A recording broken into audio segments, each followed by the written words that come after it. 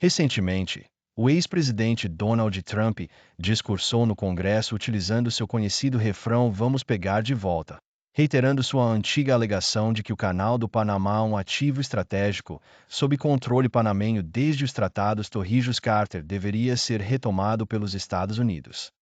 Ele afirmou que influências estrangeiras, especialmente da China, comprometeram a segurança do canal e declarou que essa vital passagem marítima foi tomada das mãos americanas. Suas declarações reacenderam debates sobre ambições imperialistas dos Estados Unidos versus soberania nacional, destacando como uma luta de séculos agora se cruza com mudanças modernas no poder global. Para entender como chegamos a este ponto, é necessário olhar para a história inicial do canal.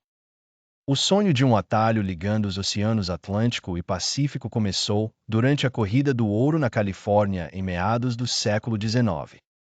Na época, os viajantes enfrentavam uma jornada terrestre extenuante que poderia durar até 7 meses. Uma alternativa era navegar de Nova York até o Istmo do Panamá, atravessar uma trilha de 75 quilômetros na selva, anteriormente aberta pelos espanhóis, e então pegar outro barco rumo à Califórnia. Essa jornada poderia ser concluída em apenas 7 semanas, e para acelerar ainda mais, uma empresa privada americana construiu uma ferrovia atravessando o Panamá.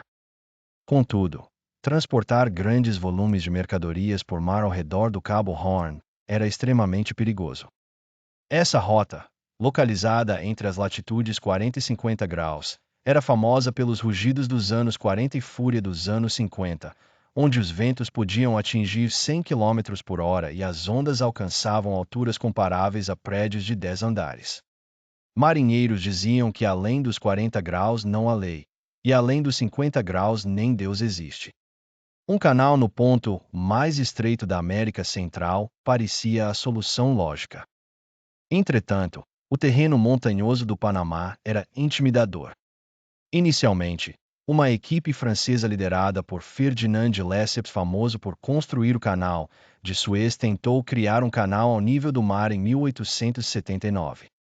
De Lesseps, então com 74 anos, subestimou o desafio imposto pelas densas selvas, topografia complexa e doenças tropicais como malária e febre amarela, que dizimaram a força de trabalho.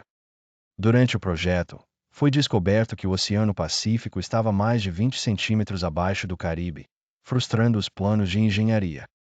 Apesar de medidas desesperadas, incluindo financiamentos adicionais extensivos e até subornos, o projeto colapsou em 1889, levando a empresa à falência e arruinando acionistas franceses.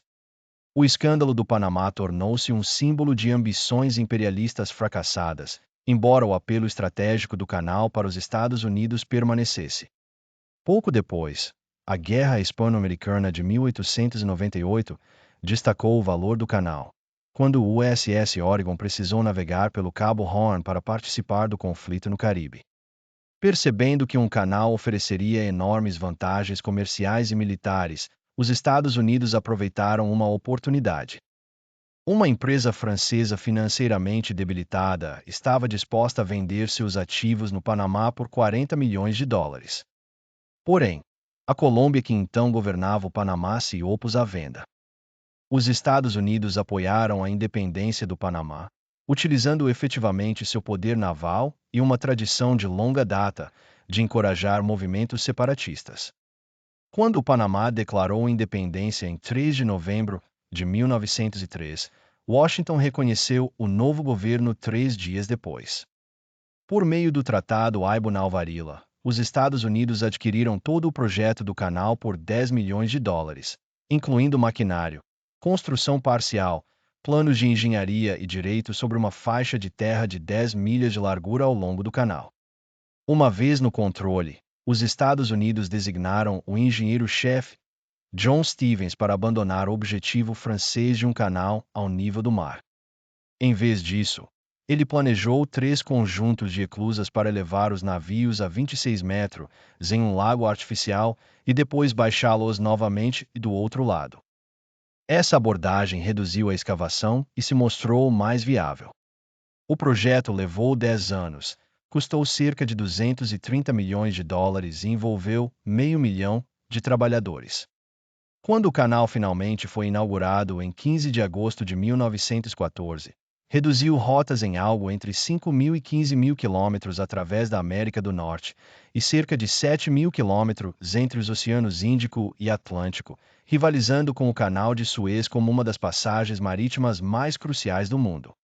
Contudo, essas conquistas tiveram um custo terrível para o povo do Panamá. A criação da Zona do Canal, um enclave de 10 milhas por 5 milhas governado exclusivamente pelos Estados Unidos, dividiu fisicamente o país. Dentro de um estado, os americanos construíram moradias modernas, gramados, piscinas e quadras de tênis e instalações inacessíveis aos panamenhos locais. O enclave era protegido por várias bases militares americanas e pontos de controle. Cerca de 60.000 panamenhos foram forçados a deixar suas casas por ordem do presidente William Taft, enquanto alguns foram relocados para a construção do Lago Gatun. Outros foram despejados simplesmente porque as autoridades americanas não queriam panamenhos vivendo nas proximidades. De 1920 a 1989, enquanto os Estados Unidos arrecadaram aproximadamente 45 bilhões de dólares em pedágios do canal, o Panamá recebeu apenas cerca de 1,1 bilhão. Muitos panamenhos veem o canal como uma cicatriz nacional que reflete uma longa história de exploração e humilhação apesar dos avanços anteriores, como telégrafos, navios a vapor e ferrovias introduzidos pelos franceses e americanos. Jimmy Carter era conhecido por sua defesa dos direitos humanos em todo o mundo, pela negociação dos acordos de Camp David entre Egito e Israel e por promover a normalização das relações com a China. Guiado por esses princípios, Carter liderou o esforço para aprovar os Tratados Torrijos-Carter. Ele trabalhou intensamente para convencer o Congresso dos Estados Unidos a aprovar a transferência gradual do controle do Canal do Panamá até 1999, incluindo uma cláusula que garantia a neutralidade permanente do canal para navios de todas as nações. Apesar de uma forte oposição com críticos argumentando que nós construímos, nós pagamos, e deveria permanecer nosso, Carter acreditava que o verdadeiro poder muitas vezes reside em corrigir erros históricos. Quando a data final de transferência chegou em 1999, o presidente Bill Clinton estava tão hesitante em assinar os documentos que Carter, já aposentado, se encarregou de finalizar o processo. Devolver o canal ao Panamá foi uma das realizações diplomáticas das quais Carter mais se orgulhou. Para o Panamá, o canal tornou-se um símbolo não apenas de proeza, de engenharia, mas também da contínua luta pela soberania. Em 1956, quando o presidente egípcio Nasser retomou o controle do Canal de Suez, os panamenhos sentiram-se inspirados. Em 1958, estudantes universitários começaram a plantar bandeiras panamenhas na zona do canal, controlada pelos Estados Unidos. Durante a crise dos mísseis em Cuba, em 1962, o presidente Kennedy tentou reduzir tensões na América Latina ao concordar em exibir tanto a bandeira dos Estados Unidos quanto a do Panamá na zona do canal. No entanto, em 1º de janeiro de 1964, funcionários americanos recusaram-se a hastear a bandeira panamenha, provocando protestos estudantis que resultaram em mais de 20 mortos e centenas de feridos. O presidente panamenho Roberto Chiari rompeu relações diplomáticas com Washington até que um novo tratado fosse alcançado. Mesmo o Reino Unido e a França condenaram a resposta dos Estados Unidos, enquanto a União Soviética e Cuba apoiaram o Panamá. Nos anos 1970, o canal tornou-se um fardo financeiro para os Estados Unidos, com equipamentos envelhecidos, assoreamento e custos de manutenção elevados. Manter 100.000 funcionários americanos em operação constante significava que as receitas obtidas com pedágios não eram suficientes para cobrir as despesas. À medida que a economia americana evoluía e seus interesses geopolíticos mudavam, abrir mão do canal começou a parecer mais pragmático do que um gesto de generosidade, mesmo que isso ajudasse a melhorar as relações com a América Latina.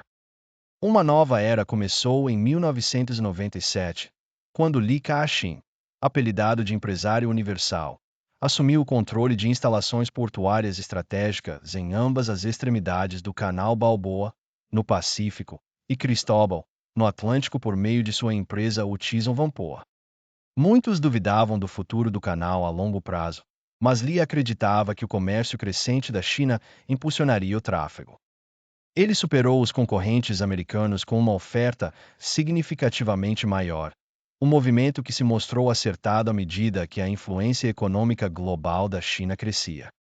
Então, em março de 2025, o grupo Shein Kong de Lee causou impacto ao vender 90% de sua participação nos ativos portuários do Panamá, junto com 43 portos globais, a BlackRock por cerca de 22,765 bilhões de dólares.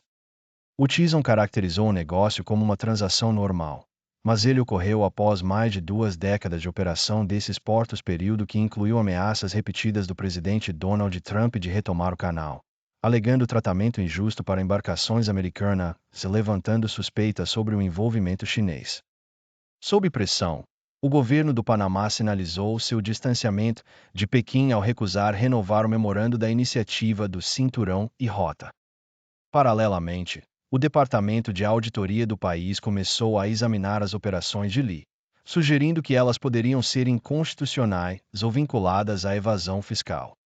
Enfrentando essas pressões, Lee decidiu encerrar suas atividades, seguindo sua filosofia de nunca pegar o último centavo. Ele também buscava proteger seus outros ativos importantes na Europa e no Reino Unido de repercussões políticas relacionadas aos seus atributos chineses. Nos últimos anos, a presença da China no Panamá de fato aumentou. Desde 2019, a China é o maior parceiro comercial do Panamá. Em 2023, o comércio bilateral atingiu cerca de 12,94 bilhões de dólares, com a China sendo o maior mercado de exportação do Panamá e a terceira maior fonte de importações. A China também é o segundo maior usuário do canal, depois dos Estados Unidos, pagando pedágios de cerca de 1,4 bilhão de dólares por ano, mais de 20% da receita total de pedágios do canal. Próximo ao canal fica a Zona Livre de Comércio de Colón, onde 40% das mercadorias são de origem chinesa e mais de 70 empresas chinesas empregam mais de 100 funcionários chineses. Empresas chinesas investiram fortemente na construção e modernização de portos e infraestrutura do canal. Em junho de 2016, um navio cargueiro chinês foi o primeiro a passar pelas novas e ampliadas esclusas do canal. Tudo isso contrasta fortemente com as filosofias de Jimmy Carter e Donald Trump. Carter, que faleceu em 29 de dezembro de 2024, aos 100 anos, passou sua pós-presidência escrevendo livros, realizando trabalhos humanitários e vivendo de forma simples na mesma casa modesta que construiu em 1961. Até seus últimos dias, ele considerou a devolução do canal ao Panamá como um dos maiores feitos de sua carreira diplomática. Trump, por outro lado, tem sido enfático em sua agenda América Primeiro, disposto a usar ameaças e pressão para promover os interesses dos Estados Unidos. Críticos afirmam que essa abordagem revela uma profunda ansiedade sobre o papel e mudança dos Estados Unidos em uma economia global, onde novos atores como a China podem rivalizar ou superar a influência americana. O Canal do Panamá continua sendo uma das maiores obras de engenharia da humanidade, um empreendimento nascido da ambição visionária, de imensos sacrifícios humanos e de intensas manobras geopolíticas. Desde a tentativa fracassada dos franceses sob Ferdinand de Lesseps até o esforço bem-sucedido dos americanos, o canal transformou o comércio global e mudou para sempre a trajetória do Panamá. A iniciativa de Jimmy Carter para devolver o controle do canal foi tanto uma tentativa de corrigir erros históricos quanto uma resposta pragmática às realidades econômicas. À medida que o poder global continua a mudar, o canal voltou a ser um ponto de tensão, evidenciado pela decisão de Li Ka-shing de vender ativos portuários estratégicos, pelo domínio crescente do comércio chinês e pela renovada pressão americana. Por tudo isso, a Via Navegável permanece como um testemunho vivo da interação entre tecnologia, política e ambição humana, lembrando-nos de que, enquanto o poder pode mudar de mãos, as questões de soberania, segurança e benefícios econômicos justos continuam.